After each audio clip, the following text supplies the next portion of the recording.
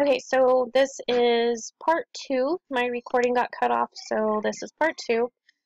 Again, on the influence and positive change, I am able to be encouraging teachers to embrace the new reading and language arts curriculum, providing opportunities for professional development, using surveys to help determine how teachers feel about the current program and any changes, and taking teachers and parents' concern very seriously.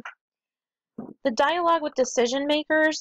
First of all, I address the issues presented by the PTO. So they directly impact our school. So right there is a dialogue that was started. I then went to the district reading specialist to get help from her, and she will be integral in designing a new curriculum. Next, I brought in people from the district and community to form a committee for change. That is a great way to include parents and include the community in helping our school. I also was able to get the superintendent on board for this. The involvement of all these people will positively impact our school and help our students. And that's it. Thank you for watching my video.